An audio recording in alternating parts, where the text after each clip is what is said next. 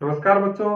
तो आज हम डिस्कस करने वाले हैं जो हमारा इंडियन पार्टनरशिप एक्ट है उसके अंदर आज हम डिस्कस करेंगे चैप्टर नंबर 3 को, जिसके अंदर डिफाइन किया गया है relation of partners to one another. ठीक है। तो जो पार्टनर्स के बीच में रिलेशंस होते हैं उनके बारे में चैप्टर नंबर 3 के अंदर पार्टनरशिप एक्ट के अंदर डिफाइन किया गया है कि किस तरह के रिलेशन है वह जो सभी पार्टनर्स है, एक फर्म जो बनाई हुई है उसके अंदर जो पार्टनर्स है उनके बीच में जो रिलेशन है वह कैसे होने चाहिए।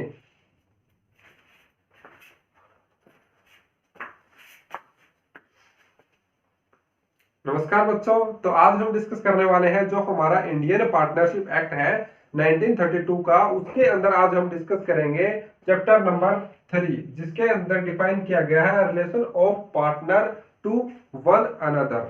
ठीक है। जो पार्टनर्स है, एक फर्म बनाई हुई है, जिन पार्टनर्स ने उन पार्टनर्स के बीच में रिलेशंस कैसे होने चाहिए। ठीक है। क्योंकि जो भी कोई व्यक्ति कोई व्यवसाय बिजनेस करता है, ठीक है, कोई अपना ऑक्यूपेशन है किसी व्यक्ति का, अगर पार्टनरशिप में है तो वहां पर जो पार्टनर्स होते हैं उनके बीच में रिलेशंस का अच्छा होना बहुत जरूरी है।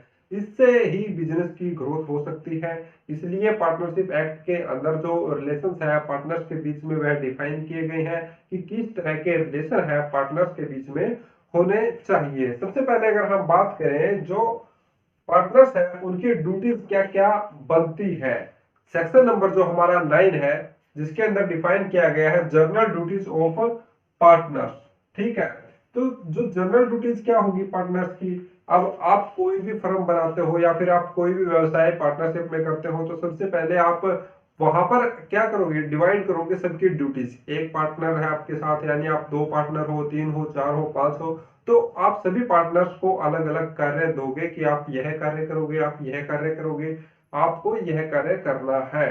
तभी जाकर सब जो पार्टनर्स हैं उनके बीच में काम है वह डिवाइड होगा और सबकी जो ड्यूटीज है पार्टनर जो फर्म है उसके प्रति जो ड्यूटी बनेगी वो अपना काम करेंगे सभी के सभी पार्टनर्स हैं। ठीक है। अब हम बात करें जर्नल ड्यूटीज क्या डिफाइन की गई है सेक्शन नंबर 9 के अंदर।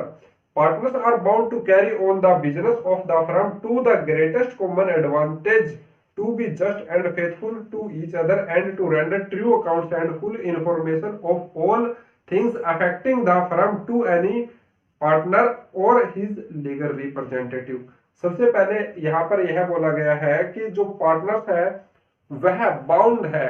ठीक है। अब सेक्शन नंबर 9 क्या करता है, सभी पार्टनर्स को बाउंड करता है किस चीज के लिए, कि जो सभी पार्टनर्स है, ठीक है, वह फर्म के अंदर अपना काम अच्छे से करे, उनकी यह ड्यूटी बनती है।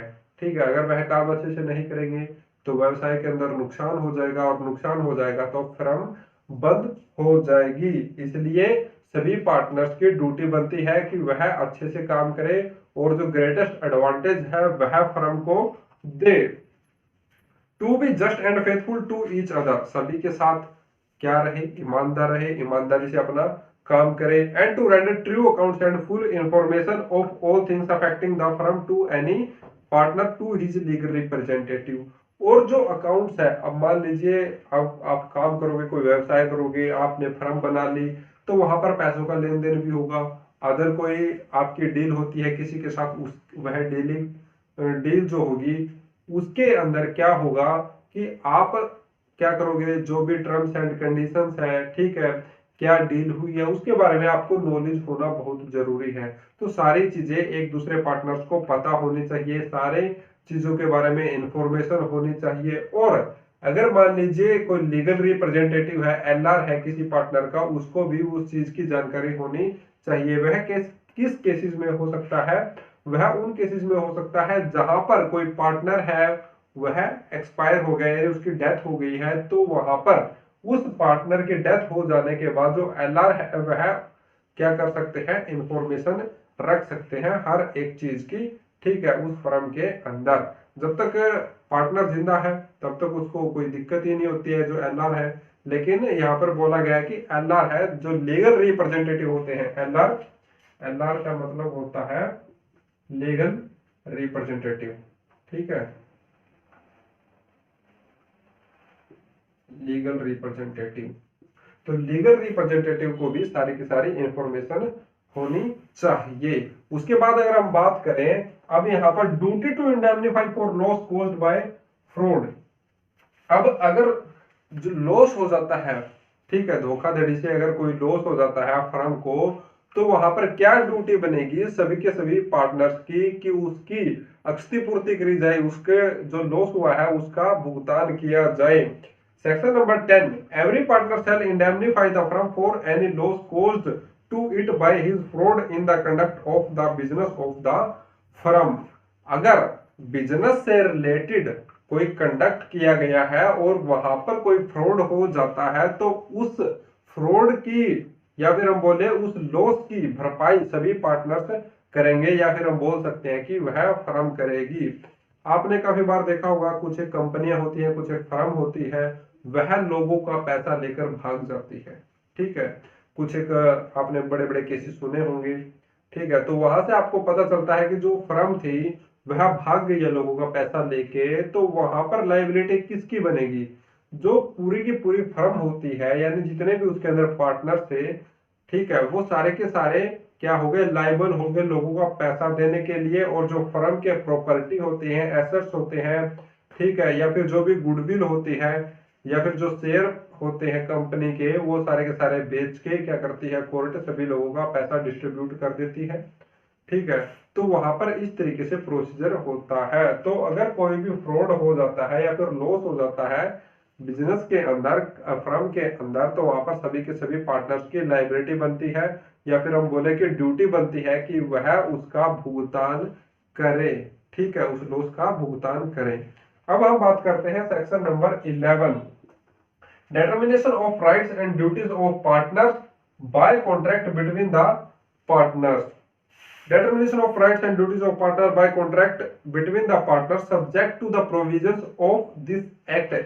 subject to the provisions of this act, इस act के provisions के अनुसार the mutual rights and duties of the partners of a firm may be determined by contract between the partners।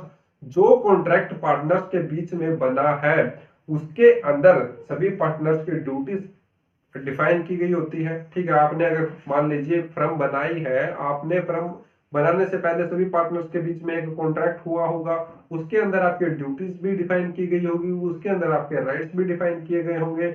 वहां पर लिखा होगा कि अगर कोई पार्टनर है, ठीक है, उसकी यह ड्यूटी बनती है, उसको यह है काम करना है, और सभी पार्टनर्स के राइट्स होंगे। फॉर एग्जांपल हम बात करें राइट्स क्या होंगे, कि सभी पार्टनर्स का राइट्स होगा कि उसको इक्वल प्रॉफिट्स मिलेगा, और ड्यूटीज की सभी पार्टनर्स को जो हमारी फर्म है उसके लिए काम करना है, ताकि जो हमारी फर्म है वह ग्रोथ कर सके, ठीक है। तो यह होती है duties and rights, section number 11 के अंदर डिफाइन किया गया है। And such contract may be expressed or may be implied by course of dealing. तो इस तरह के कॉन्ट्रैक्ट क्या हो सकते हैं, सच कॉन्ट्रैक्ट्स में भी इम्प्लाइड और एक्सप्रेस। एक्सप्रेस और इम्प्लाइड हमने कॉन्ट्रैक्ट एक्ट के अंदर स्टडी किया है, जहां पर डिफाइन किया गया है सेक्शन नंबर 9 के अंदर कि एक्सप्रेस और इम्प्लाइड का मीनिंग क्या होता है। या आपके रिटर्न फॉर्म में भी हो सकते हैं, या फिर आप ओरली भी डिसाइड कर सकते हैं कि किस पार्टनर को क्या काम करना है, ठीक है। Such contract may be varied by consent of all the partners and such consent may be expressed or may be implied by course of dealing। और एक बात यहाँ पर और बोल दी गई है कि जो सारे के कॉन्ट्रैक्ट बनेगा वह सभी के सभी पार्टनर्स की कंसेंट से बनेगा, या फिर अगर कॉन्ट्रैक्ट नहीं बनता है तो वह क्या होता है, इम्प्लाइड या फिर एक्सप्रेस हो सकता है उसी तरीके से, ठीक है। यानी सबकी ड्यूटीज बता के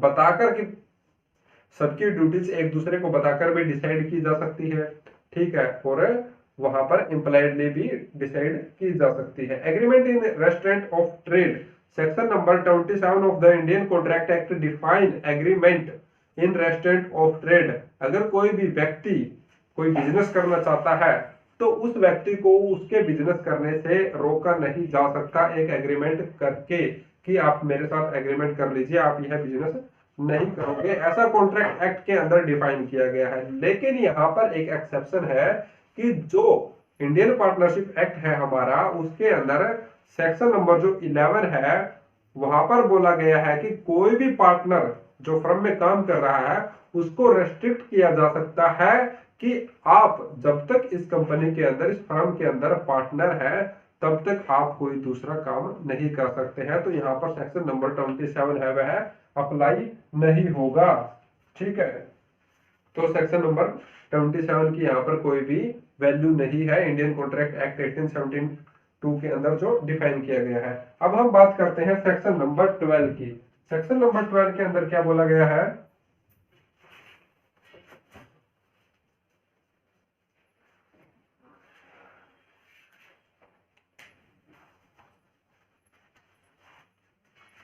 सेक्शन नंबर 12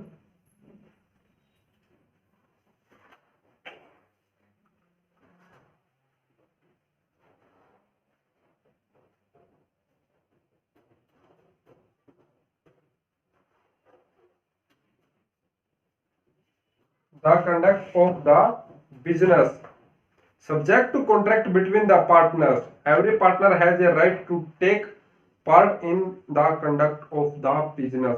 हर एक जो पार्टनर है उसका अधिकार है कि वह जो भी बिजनेस के कार्य है उसके अंदर अपना हस्तक्षेप कर सकता है, यानी वह बिजनेस के लिए कार्य करेगा। ठीक है, यानी फर्म के अंदर कार्य करेगा। Every partner is bound to attend diligently to his duties in the conduct of the business. और हर एक पार्टनर बाउंड है कि वह फर्म के अंदर अपना काम है जो लगन से करे, जिससे जो फर्म है उसकी ग्रोथ हो सके।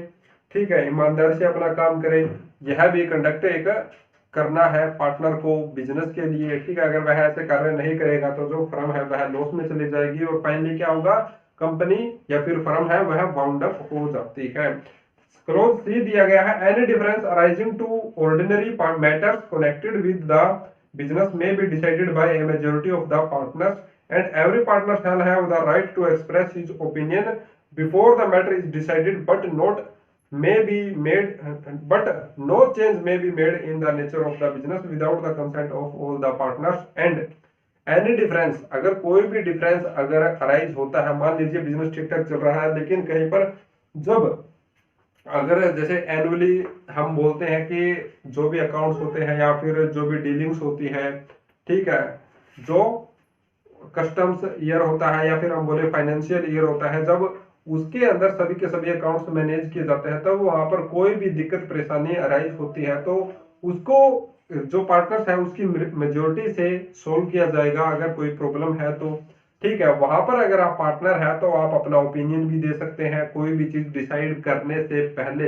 अगर कोई भी चीज डिसाइड हो जाती है तब भी आप अपना जो वह चीज है वह बदलवाना चाहते हैं जो डिसाइड की गई है अदर पार्टनर्स के द्वारा, तो वह आप बदलवा सकते हैं। लेकिन वहां पर आपको सभी के सभी जो पार्टनर्स हैं उनकी कंसेंट चाहिए होगी अगर आप उस चीज के अंदर कोई भी अपना हस्तक्षेप करना चाहते हैं जो चीज पार्टनर्स के द्वारा डिसाइड की गई है।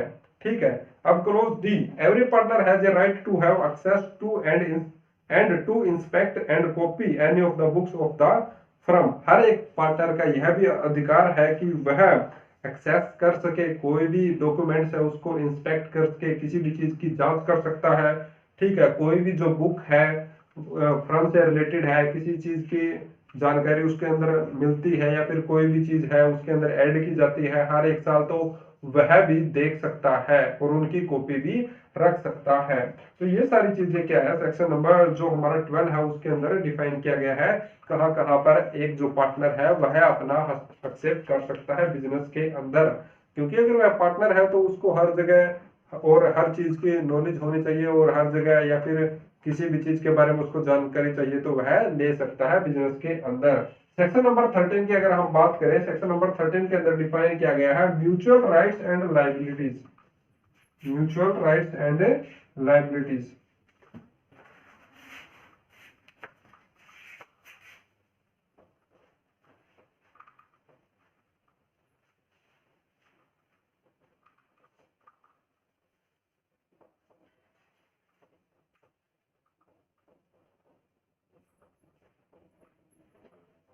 म्यूचुअल राइट्स एंड लायबिलिटीज, सभी जो पार्टनर्स होंगे उनकी जो लायबिलिटीज है वह भी सेम होंगी, जो राइट्स है वह भी सेम होंगे।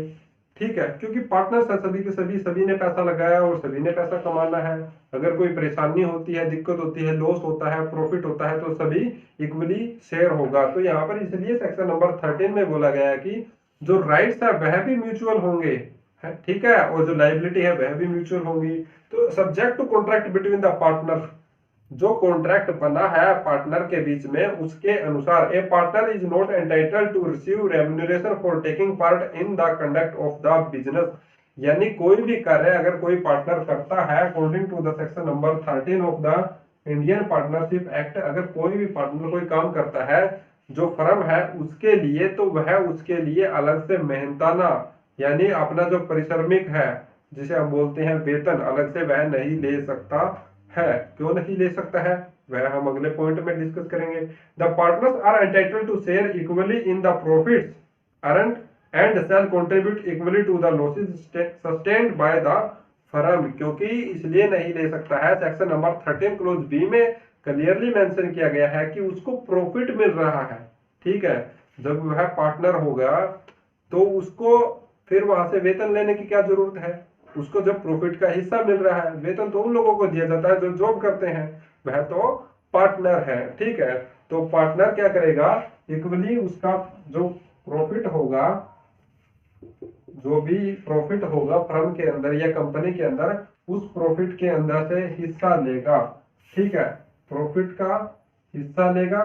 और जो लॉस होगा, लॉस के अंदर भी कंपनी के अंदर जो भी लॉस होगा उसका भी भुगतान इक्वली करेगा। यानी सभी पार्टनर, अगर 1 लाख रुपए का लॉस होता है और 4 पार्टनर है तो 25-25 हजार रुपए हर एक पार्टनर को उस लॉस का देना होगा। यह बनती है सभी पार्टनर्स की लायबिलिटी।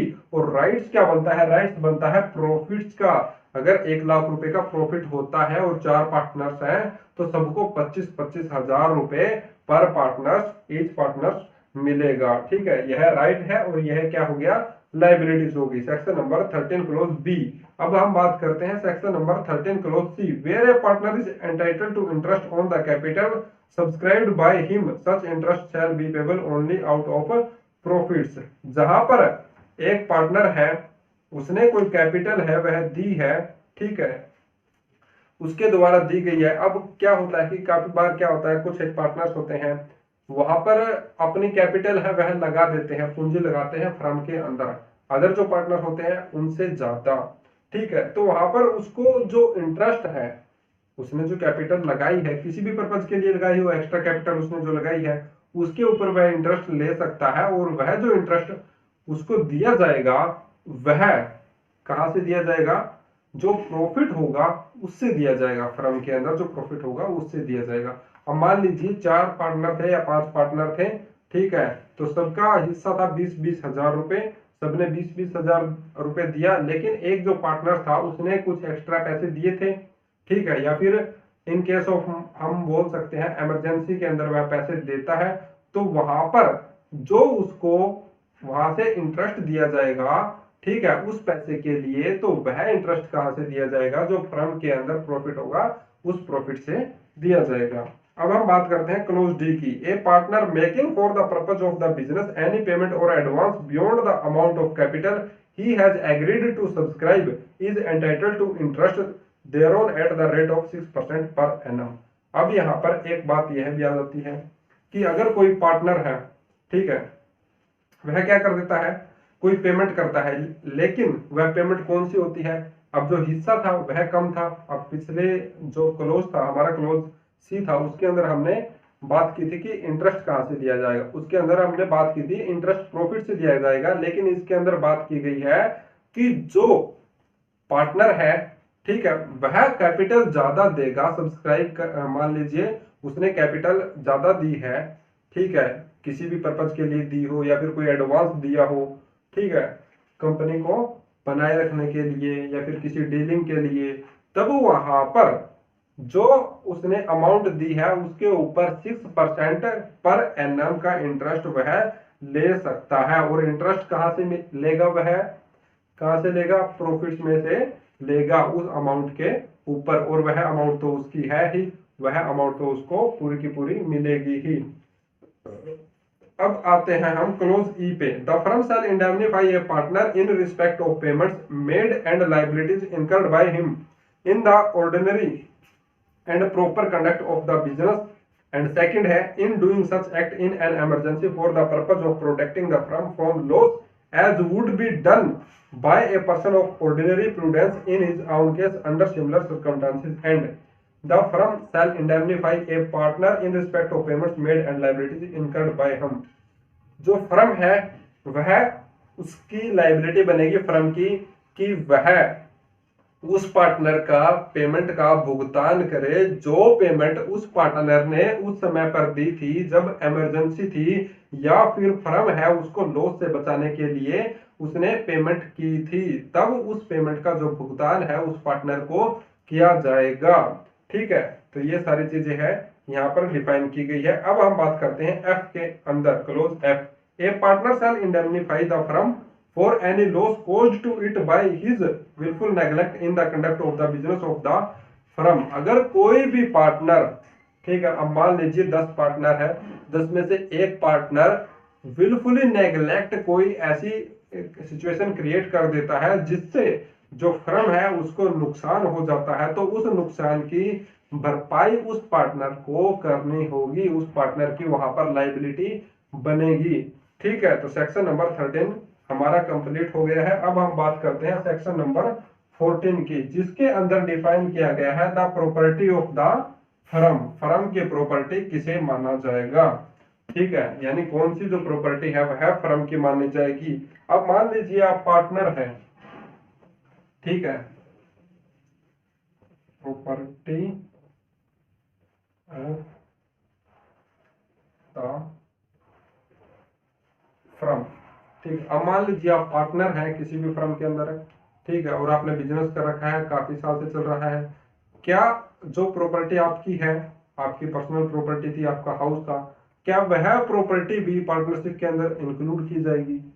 ठीक है, कुछ एक केसेस हो जाते हैं ऐसे, जानबूझकर कुछ पार्टनर्स कर देते हैं, ठीक है, उसकी वजह से ही केस होते हैं कि यह प्रॉपर्टी भी क्या है, फर्म से ली गई है, यह फर्म का ही हिस्सा है। लेकिन वहां पर इसीलिए यहाँ पर डिफाइन किया गया है, आपको बताना होगा वहां पर कि सेक्शन नंबर 14 के अंदर ऑलरेडी डिफाइन किया गया है पार्टनरशिप एक्ट के अंदर की कौन सी प्रॉपर्टी है वह फर्म की मानी जाएगी। Subject to contract between the partners, जो कॉन्ट्रैक्ट बना है उसके अनुसार पार्टनर्स के बीच में, the property of the firm includes all property and rights and interest in property originally brought into the stock of the firm or acquired or by purchase or otherwise by or for the firm or for the purpose and in the course of business of the firm and includes also the goodwill of the business। हर एक वह property जो उस firm के द्वारा खरीदी गई हो, purchase की गई हो, ठीक है, उसके ट्रेड हो, उसके शेयर हो, उसका स्टॉक हो, कोई भी चीज हो, लेकिन वह फर्म के नाम पर रजिस्टर्ड होनी चाहिए। ऐसा नहीं होगा कि आपकी पर्सनल प्रॉपर्टी है, आपका हाउस है, तो पार्टनर्स उसको बोल दे कि यह प्रॉपर्टी भी फर्म की है, वह ऐसा नहीं होगा। ठीक है, लेकिन ऐसा हो सकता है कि अगर आपने फर्म के नाम से कोई प्रॉपर्टी को बाय किया है बिजनेस को स्टार्ट करने से पहले, तो वह प्रॉपर्टी भी फर्म के अंदर इंक्लूड होगी, unless the contrary intention appears. Property and rights and interest in property acquired with money belonging to the firm are deemed to have been acquired for the firm।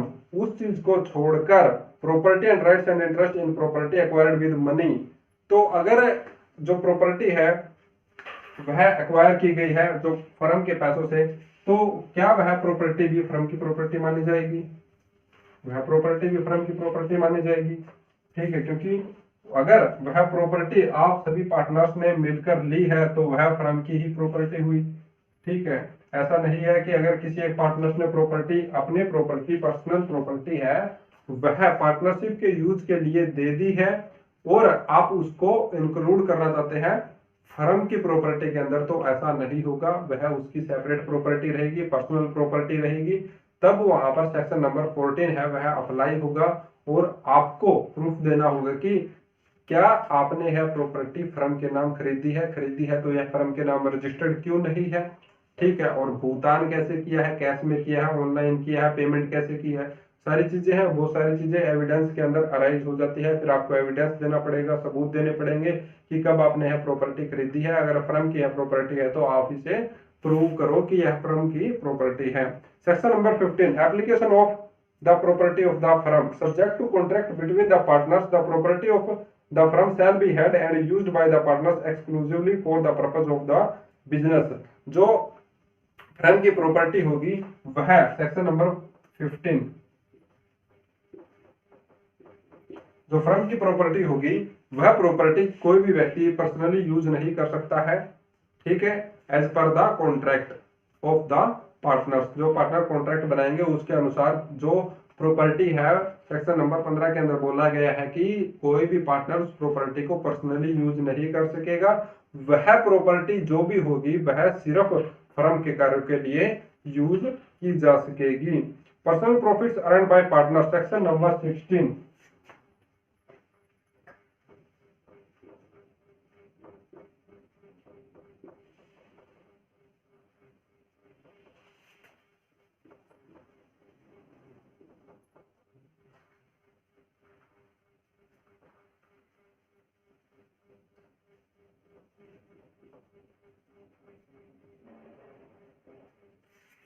Personal profit earn by partner subject to contract between the partner. जैसा कि एक contract हुआ है सभी partners के बीच में, if a partner derives any profits for himself from any transaction of the firm और from the use of the property और business connection of the firm और the firm name, he shall account for that profit and pay it to the firm. अगर कोई भी व्यक्ति है वह firm के नाम से कोई ट्रांजैक्शन करवाता है, ठीक है, या फिर फर्म के नाम से कोई भी प्रॉफिट अपना पर्सनल प्रॉफिट बना लेता है उसे बिना फर्म को दिए हुए, तो वहां पर जब फर्म को पता चलता है कि इसने तो ऐसा किया है, तब उसकी लायबिलिटी बनेगी कि वह जो प्रॉफिट उसने कमाया है पर्सनली, ठीक है, फर्म के नाम से, तो वह प्रॉफिट है वह फर्म को उसको लौटाना पड़ेगा, वह फर्म को उसको वापस लौटाएगा, क्योंकि वह फर्म की प्रॉपर्टी है। या फिर फर्म की प्रॉपर्टी से कोई भी इंटरेस्ट वह अर्न करता है तो वह प्रॉफिट भी क्या होगा, फर्म का प्रॉफिट माना जाएगा। क्लोज बी क्या कहता है सेक्शन नंबर 16 का, if a partner carries on any business of the same nature. अगर कोई भी पार्टनर है, कोई भी सहभागी है, कोई भी साझेदार है, वह जो फर्म है उसके जैसा ही काम कोई अन्य काम करता है। अब मान लीजिए कोई भी फर्म है, इलेक्ट्रॉनिक्स फर्म है, कोई भी मशीनरी बनाती है और सेम मशीनरी वह पर्सनल अपनी कोई कंपनी खोलकर बना रहा है और वहां से भी प्रॉफिट अर्न कर रहा है, तब जो वो प्रॉफिट अर्न करेगा वह पार्टनर, तो वह प्रॉफिट भी क्या करना होगा, उस पार्टनर को, फर्म को ही देना पड़ेगा जिस फर्म के अंदर उसकी पार्टनरशिप है। और एक चीज हमने इससे पहले भी डिस्कस की थी कि कोई भी पार्टनर है वह क्या नहीं कर सकता है, कोई भी कार्य नहीं कर सकता है, क्योंकि वहां पर सेक्शन नंबर 27 की बात आई थी ना, कि हमने स्टडी किया था सेक्शन नंबर 11 के अंदर agreement in restaurant of trade, जहां पर जो एक एग्रीमेंट के द्वारा एक जो व्यक्ति है या फिर हम बोले कि पार्टनर है उसको रोका जा सकता है कि आप कोई भी बिजनेस इसके अलावा नहीं करेंगे जब तक आप हमारे साथ पार्टनरशिप में है, ठीक है। अगर ऐसा वह करता है तो उसको वह जो प्रॉपर्टी है या फिर हम बोले कि जो उसने प्रॉफिट अर्न किया होगा उस बिजनेस से, तो वह प्रॉफिट कहाँ देना होगा, फर्म को देना होगा। Section number 17, rights and duties of partners. क्या क्या अधिकार होंगे पार्टनर्स के, क्या क्या राइट्स होंगे और क्या क्या ड्यूटीज होंगी। Subject to contract between the partners after a change in the firm. अब यहाँ पर बोला गया है फर्म के अंदर बदलाव आने के बाद जो पार्टनर्स हैं उनके राइट्स और ड्यूटीज क्या होंगी। अब मान लीजिए 5 साल के लिए फर्म बनाई गई थी, लेकिन जो फर्म है उसको 5 साल से ऊपर समय हो गया है, तब वहां पर एकदम से क्या है, कोई चीज न्यू नहीं की गई है, अपडेट नहीं की गई है, या फिर कोई बदलाव या फिर न्यू कॉन्ट्रैक्ट नहीं बनाया गया है, फर्म वैसी की वैसी चल रही है, तो वहां पर क्या क्या बदलाव आ सकते हैं, ड्यूटीज क्या हो सकती हैं, राइट्स क्या हो सकते हैं, उसके बारे में सेक्शन नंबर 17 हमें बताएगा। After a change in the firm where a change occurs in the constitution of a firm, the mutual rights and duties of the partners in the reconstituted firm remain the same as they were immediately before the change as far as may be। जब तक वहां पर कोई भी change नहीं हुए हैं, ठीक है, after a change in the firm, change करने से पहले, अब समय है, समय कंप्लीट हो गया है, टाइम कंप्लीट हो गया है, तो वहां पर आप नए कॉन्ट्रैक्ट बना सकते हैं। ठीक है, कॉन्ट्रैक्ट रिन्यू होता है तो वहां पर समय के अनुसार आप चीजों को बदलाव भी कर सकते हैं। कोई पार्टनर जाना चाहता है तो वह जा भी सकता है। ठीक है, तो इस तरह की चीजें हैं, वह फर्म के अंदर अगर कोई बदलाव होगा तब क्या चेंज होंगे, राइट्स क्या होंगे। तो जैसे राइट्स पहले थे फर्म के अंदर बदलाव होने से पहले, वैसे के वैसे राइट्स बाद में भी रहेंगे। अगर कोई बदलाव नहीं किया गया है तब, अगर कोई बदलाव कर दिया गया है तो वह कॉन्ट्रैक्ट करके किया गया होगा। ठीक है, यानी अगर फर्म के अंदर पहले जैसे फर्म चल रही थी, बाद में भी वैसे की वैसे फर्म चलेगी, अगर कोई भी बदलाव कॉन्ट्रैक्ट करके नहीं किए गए हैं तो। ठीक है, clause B, after the expiry of the term of the firm, firm की एक्सपायरी हो जाने के बाद, where a firm constituted for a fixed term continues to carry on the business after the expiry of that term, the mutual rights and duties of the partners remain the same as they were before the expiry, so far as they may be consistent with the incidents of partnership at will and। अब यहाँ पर क्या हुआ कि जो after the expiry of the term, जब मान लीजिए 5-10 साल के लिए कोई फर्म बनाई और 10 साल के बाद वह फर्म वैसी की वैसी चल रही है, तो वहां पर सभी पार्टनर्स के राइट्स वैसे ही रहेंगे, सेम राइट्स रहेंगे, सेम ड्यूटीज रहेंगी और सेम लाइबिलिटीज रहेगी। ठीक है, कि जैसे पहले था जब एक्सपायरी होने से पहले, और वह क्या हो जाएगा कि वह पार्टनरशिप एट द विल हो जाएगी। जब तक सभी पार्टनर्स नहीं चाहते हैं तब तक वह फर्म वैसी की वैसी चलती रहेगी। ठीक है, यानी टाइम एक्सपायर हो जाने के बाद पार्टनरशिप एट विल बन जाती है। सेक्शन नंबर 7 के अंदर हमने स्टडी किया था पार्टनरशिप एट विल। ठीक है, where additional undertakings are carried out, जहां पर कोई भी अन्य चीजें घटित हो जाती है वहां पर क्या होगा, where a firm constituted to carried out one or more adventure or undertakings carries out other adventures or undertakings, the mutual rights and duties of the partners in respect of the other adventures or undertaking are the same as those in respect of the original adventure or undertakings। हर एक partner की वहां पर liability बनती है और सभी partners के rights है वह सेम रहेंगे। कोई भी अगर एडवेंचर्स हो जाता है, कोई भी अंडरटेकिंग्स होती है, ठीक है, जैसा कि सेक्शन नंबर 17 के अंदर डिफाइन किया गया है। ठीक है, आई होप, मैं आशा करता हूँ आपको सारी की सारी चीजें समझ में आ गई होंगी।